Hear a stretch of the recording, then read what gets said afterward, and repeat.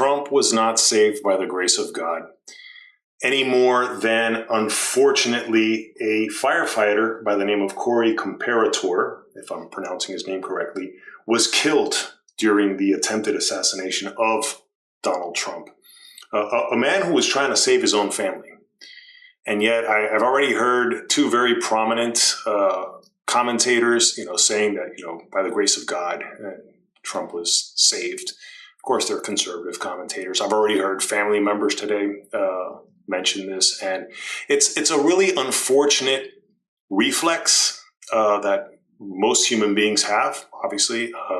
We can't seem to get past this, what I would imagine is a reptilian-like reflex, to the reflex to personify forces of nature and things about reality that we cannot understand, and we just attribute them to gods. And I say gods plural because men have created thousands of gods since the history of man. And I say men, by the way, it's been mostly men who've created gods. And the gods that they've created are men, usually. They're father figures, and they're angry, and they're vengeful, and they're basically a reflection of people who are frustrated with life and who want to control the chaos around them, particularly when it comes to societies. And I think this is at the core of why we're so divided in this country and throughout the world. This whole, it's not just Democrats versus Republicans, but at the very core, liberals versus conservatives, the left versus the right. This is what unfortunately divides us when it shouldn't. We should be learning from what it is that drives certain people to be liberal for the most part, and what drives certain people to be conservative for the most part. I consider myself pretty much both. I can be as liberal as I can be conservative. It depends on the issue. Some issues will be solved with liberal, open-minded thinking that requires sometimes a bit of empathy and understanding. And other issues can be solved with conservative-like thinking. If it ain't broke, don't fix it, And empathy has its limits, okay? You can't feel sorry for everything. And we have a tough time finding the right balance between these two, not just impulses, these two necessities.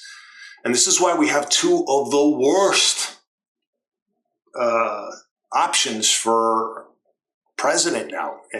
And yet I'll be voting for Trump most likely, as far as I can see now, because I am thoroughly disgusted by the Biden administration and the Democrat Party and the majority of pseudo-intellectual, useful idiot, caviar communist, champagne socialist, see you next Tuesdays, that consider themselves to be journalists when they're not.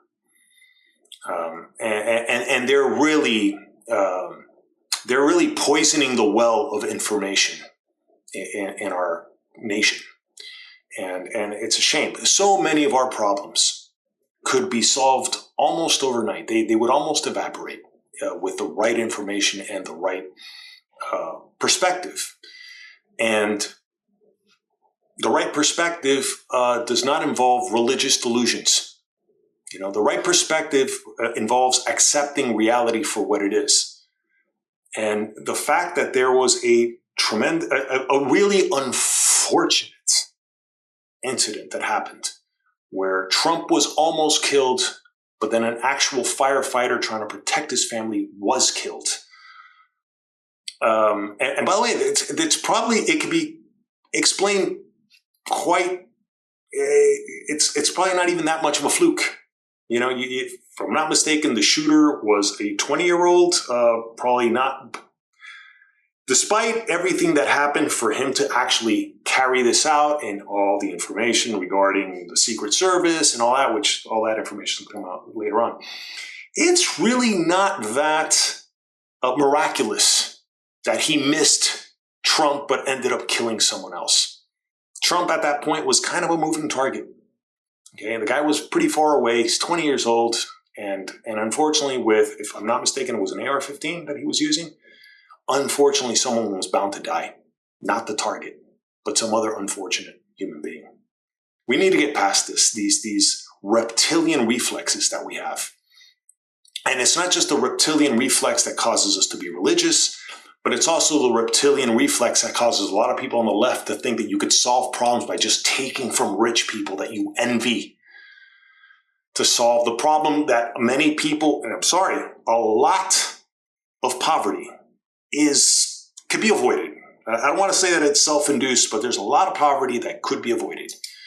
We need to start informing people on making better life decisions. And we're not doing that. And unfortunately, too many people on the left, on the progressive side of the spectrum, for a variety of reasons, it's as if they want to keep many poor people dependent on them.